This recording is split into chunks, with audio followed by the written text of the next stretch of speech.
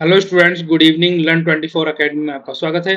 तो देखिए स्टूडेंट्स, हम डेली बेस पे आपके लिए करंट अफेयर्स के लेक्चर लेकर आते हैं और ये जो करंट अफेयर्स के लेक्चर हैं ये सभी प्रतियोगिता परीक्षाओं में समान रूप से उपयोगी हैं। इसके साथ साथ हम आपके लिए डेली बेस पे गवर्नमेंट स्कीम वाले लेक्चर्स लेकर आते हैं और ये जो गवर्नमेंट स्कीम्स का टाइमिंग है शाम को 7 बजे 7 PM टू 8 PM ये लेक्चर्स आपको अवेलेबल हो जाते हैं, ये ध्यान रखते हैं। और जो करंट अफेयर्स का टाइमिंग है वो कितना है, सुबह 8 बजे से लेकर 9 बजे ये आपको लेक्चर्स मिल जाते हैं करंट अफेयर्स वाले। तो ये दोनों लेक्चर्स आप देख लीजिए जिससे आपकी तैयारी और ज़्यादा मजबूत हो सके। और देखो ये जो करंट अफेयर्स हैं, ये गवर्नमेंट स्कीम्स के लेक्चर है, ये सभी प्रतियोगिता परीक्षाओं के लिए समान रूप से उपयोगी है। चाहे आप IAS की तैयारी कर रहे हो या स्टेट पब्लिक सर्विस कमीशन के एग्जाम की तैयारी कर रहे हैं या SSC की तैयारी कर रहे हैं या इसके अलावा बैंकिंग की या रेलवे की तैयारी कर रहे हैं, तो ये लेक्चर्स आपके लिए रामबाण साबित हो सकते हैं। इसके अलावा भी अन्य किसी एग्जाम की तैयारी कर रहे हैं तो वहाँ भी ये जो गवर्नमेंट स्कीम से रिलेटेड लेक्चर्स हैं ये सब आपके काम के हैं। इसके अलावा जो करंट अफेयर्स वाले लेक्चर्स हैं ये भी सभी आपके काम के हैं, तो इनको बिल्कुल भी स्किप ना करें। साथ साथ इसमें आपको डेली बेस पे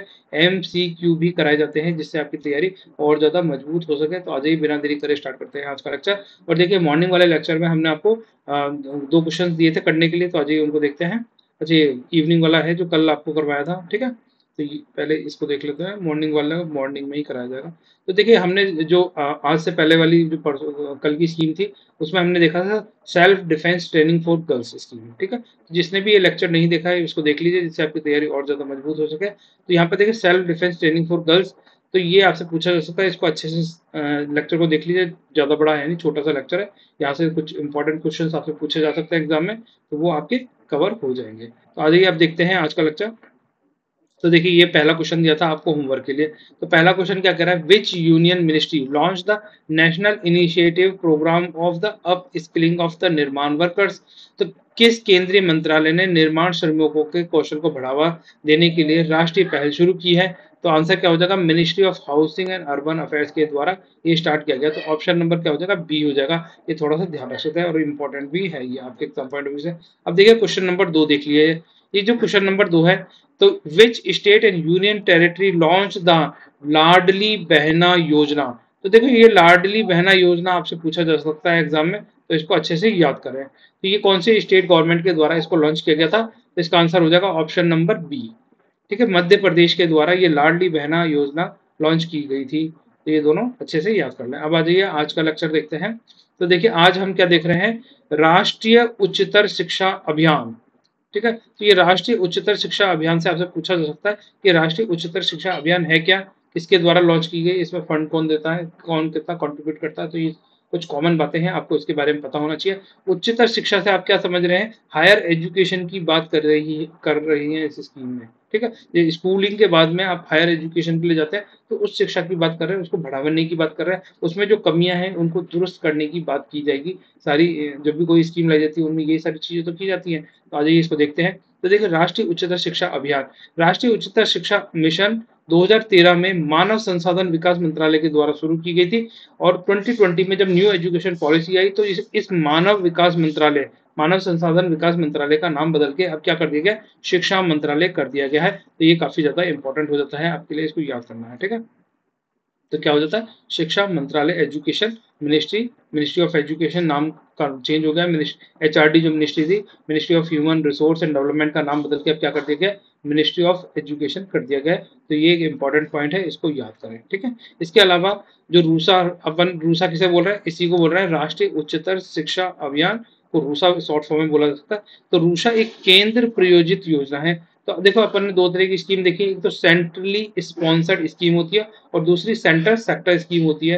तो बताइए सेंटर सेक्टर और सेंटर स्पॉन्सर्ड स्कीम में डिफरेंस क्या होता है। जल्दी से वीडियो को पोस्ट करें, उसका आंसर कमेंट सेक्शन में लिखें और मैं इसका आंसर आपको बताता हूँ। देखो स्पॉन्सर का मतलब है कि यहाँ पर कुछ पैसा तो क्या होगा, सेंट्रल गवर्नमेंट फंड पैसा देगी और कुछ रेशियो में पैसा स्टेट गवर्नमेंट से लेगी, तो इसे तो स्पॉन्सर बोला जाता है। और सेंटर सेक्टर में क्या होता है, 100% पैसा कौन पैसा खर्च करता है, सेंट्रल गवर्नमेंट के द्वारा खर्च किया जाता है। तो ये थोड़ा सा ध्यान रख सकते हैं, सेंटर स्पॉन्सर और सेंटर सेक्टर में क्या डिफरेंस होता है, ठीक है। तो यहाँ से आपसे पूछा जाए, एग्जाम में आ जाए, तो ये ध्यान रखना।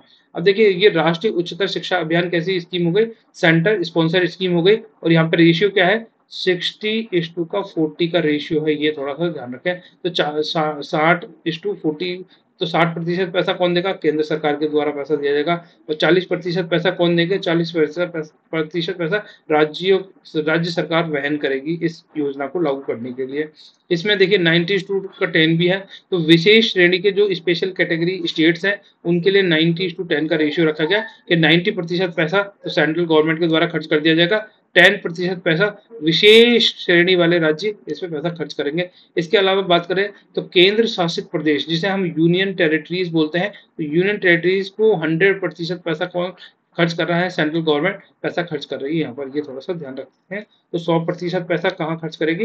यूनियन टेरिटरीज के अंदर। 90% पैसा सेंट्रल गवर्नमेंट कहाँ खर्च करेगी? जो स्पेशल कैटेगरी के स्टेट्स हैं। और 60% पैसा कहाँ खर्च करेगी सेंट्रल गवर्नमेंट? जो नॉर्मल स्टेट्स हैं। तो बाकी पैसा कौन खर्च करेगा? जो रिमेनिंग स्टेट्स हो जाएंगे। जैसे नॉर्मल स्टेट में 40% है, अगर स्पेशल कैटेगरी का स्टेट है तो उसको 10% पैसा खर्च करना पड़ेगा रूसा स्कीम को इम्प्लीमेंट करने के लिए। तो इसका उद्देश्य क्या है? नए मॉडल डिग्री कॉलेज, नए पेशेवर कॉलेज बनाना और मौजूदा विश्वविद्यालयों और कॉलेजों को ढांचागत सहायता प्रदान करना। तो देखो मेजर ऑब्जेक्टिव यही लेके चली जा रही है राष्ट्रीय उच्चतर शिक्षा अभियान के तहत कि जो बच्चे अपनी स्कूलिंग कंप्लीट करने के बाद जब कॉलेज जाते हैं तो उन्हें कॉलेज में कैसे कॉलेज मिलने चाहिए? उनको प्रोफेशनल कॉलेज मिलने चाहिए, मॉडल डिग्री कॉलेज मिलने चाहिए, जैसे उसमें जाकर उनका भविष्य सुनहरा बने। ऐसा नहीं कि फर्जी कॉलेज चल रहे हैं, कॉलेजों का आता पता ही नहीं है, कुछ पढ़ाई का कोई स्टैंडर्ड ही नहीं है। तो जो एग्जिस्टिंग कॉलेज है उनका तो क्या होगा? जो इंफ्रास्ट्रक्चर है वो डेवलप करना है, साथ में उनको कन्वर्ट करना है हायर जो मॉडर्न थीम्स है उस पर। तो ये थोड़ा सा ध्यान रखिएगा। आ जाइए इसको देखते हैं हम आगे।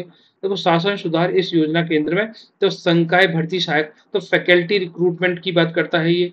जो अभी एग्जिस्टिंग कॉलेज है उसमें क्या है? फैकल्टी की बहुत ज़्यादा कमी देखने को मिलती है। तो वहाँ पे क्या फैकल्टी की रिक्रूटमेंट होना चाहिए, संकाय सुधार कार्यक्रम होना चाहिए, इम्प्रूवमेंट प्रोग्राम चलाए जाने चाहिए। शैक्षणिक जो प्रशासक है, जो लीडर्स हैं कॉलेज में या एडमिनिस्ट्रेटर्स हैं, उनको भी क्या होना चाहिए? उनको प्रॉपर उनका डेवलपमेंट होना चाहिए, उनको प्रॉपर मार्गदर्शन होना चाहिए कि भैया आपको किस तरीके से कॉलेजेस में कार्य करना है, किस तरीके से कॉलेज को आगे लेके जाना है। कि केंद्रीय परियोजना मूल्यांकन बोर्ड योजना के तहत की गई शैक्षणिक, प्रशासनिक और वित्तीय पहल की निगरानी करना। तो यहाँ पर क्या है? एक केंद्रीय परियोजना मूल्यांकन बोर्ड भी एस्टेब्लिश किया जाएगा, जिसका मेजर ऑब्जेक्टिव क्या होगा? शैक्षणिक, प्रशासनिक और वित्तीय पहल जो भी खर्चे किए जा रहे हैं रूसा के तहत, उनकी निगरानी करने के लिए होगा। और सभी संस्थानों का नियमित मूल्यांकन सुनिश्चित करने के लिए एक अनिवार्य राष्ट्रीय मूल्यांकन प्रत्यायन परिषद, जिसे इंग्लिश में क्या बोलेंगे? Mandatory national assessment and accreditation council का गठन किया जाएगा, जो क्या करेगा? इंश्योर करेगा असेसमेंट, जो इंश्योर करेगा regular assessment of all the institutions. जो जितने भी संस्थान है, सभी संस्थान है, उनका नियमित मूल्यांकन सुनिश्चित करने के लिए NAAC की स्थापना की जाएगी। ये थोड़ा सा ध्यान रखें। अब उसके अलावा आ जाइए राष्ट्रीय उच्चतर शिक्षा अभियान रूसा के उद्देश्य क्या क्या है? तो उद्देश्य क्या है? अपन ने जो पीछे डिस्कस किए वही है, उनको वापस और देख लेते हैं कि राज्य स्तर पर उच्च शिक्षा के नियोजित विकास माध्यम से उच्च शिक्षा में पहुंच, समानता और गुणवत्ता में सुधार लाना है। तो जो हायर एजुकेशन है उस पर उस हायर एजुकेशन की पहुंच सभी के लिए एक्सेसिबल हो, इक्वल हो और क्वालिटी बेस्ड एजुकेशन होनी चाहिए। ऐसा नहीं कि कुछ भी पढ़ा दे रहे हैं, ठीक है। अब नए शैक्षणिक जो संस्थान होंगे, जो नए इंस्टीट्यूशन जो बनाए जाएंगे, एजुकेशनल इंस्टीट्यूशन, और जो मौजूदा संस्थान है उनका विस्तार करना है और उनको क्या है? डेवलप करना है मॉडर्न लाइन के ऊपर। तीसरी बात क्या कहता है? शिक्षा की गुणवत्ता में सुधार करना है। जो क्वालिटी ऑफ एजुकेशन है उसको और ज़्यादा इम्प्रूव करने की बात कर रहा है। साथ साथ ही बात कर रहा है कि जो रिसर्च एंड डेवलपमेंट है उसको बढ़ावा देना है। कॉलेजेस के अंदर छात्रों का क्या होना चाहिए? जो भी छात्र पढ़ रहे हैं उनका ओवरऑल डेवलपमेंट होना चाहिए। तो उसके लिए जो जो सरकार प्रयास कर सकती है वो सारे प्रयास किए जाने चाहिए, जिससे क्या होता है? छात्रों को एक गुड क्वालिटी एजुकेशन प्रोवाइड की जा सके, ठीक है। और छात्रों को ऐसी शिक्षा प्रदान करें जो उनके साथ साथ राष्ट्र के लिए भी प्रासंगिक हो, जो नेशन के डेवलपमेंट में भी सहायक हो। मानदंडों और मानकों का निर्धारण किया जाना चाहिए कि इतना ये आपके स्टैंडर्ड्स हैं और इनको फॉलो करना हर कॉलेज के लिए जरूरी होगा, जिससे क्या होगा? गुड क्वालिटी एजुकेशन प्रोवाइड की जा सके और मेंटेन किया जा सके एक डेकोरम, ठीक है। तो इसके अलावा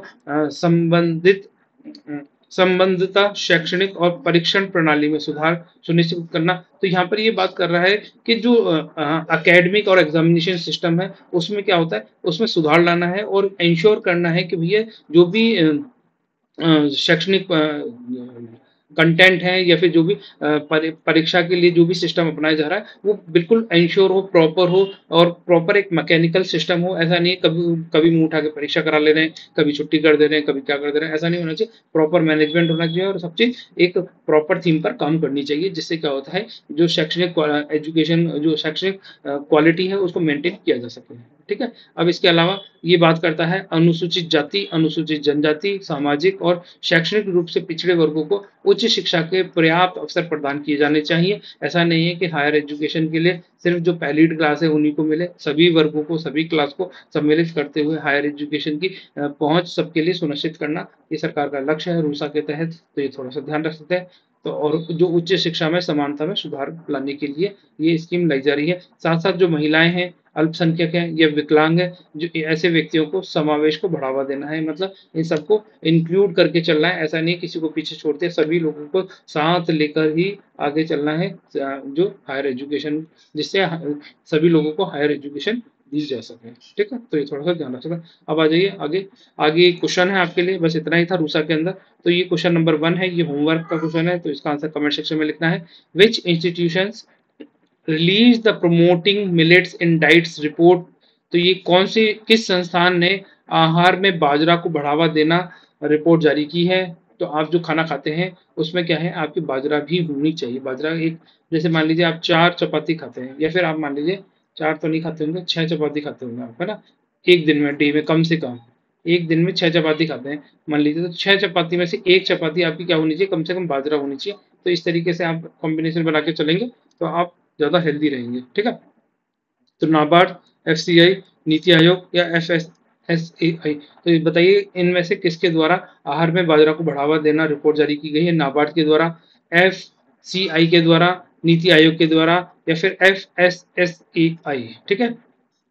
हाँ जी, नेक्स्ट क्वेश्चन देखते हैं। क्वेश्चन नंबर 2 बताइए, which institutions release the chief economist outlook report 2023। तो IMF, ABD, ADB, Asian Development Bank हो जाएगा, आईएमएफ इंटरनेशनल मॉनेटरी फंड हो गया, डब्ल्यूईएफ और एआईआईबी। बताइए किस संस्था ने मुख्य अर्थशास्त्री आउटलुक रिपोर्ट 2023 जारी की है। आईएमएफ के द्वारा जारी की गई है, एडीबी के द्वारा जारी किया गया, बी ऑप्शन हो जाएगा, ए डी बी। तीसरा ऑप्शन हो जाएगा W E F, world economic forum हो जाएगा इसकी फुल फॉर्म, और ए आई आई बी, एशियन इन्वेस्टमेंट बैंक हो जाएगा इसकी फुल फॉर्म। ठीक है। तो बताइए इनमें से कौन सी संस्था के द्वारा ये मुख्य अर्थशास्त्री आउटलुक रिपोर्ट 2023 या फिर चीफ इकोनॉमिस्ट आउटलुक रिपोर्ट 2023 जारी किया गया है, की गई है।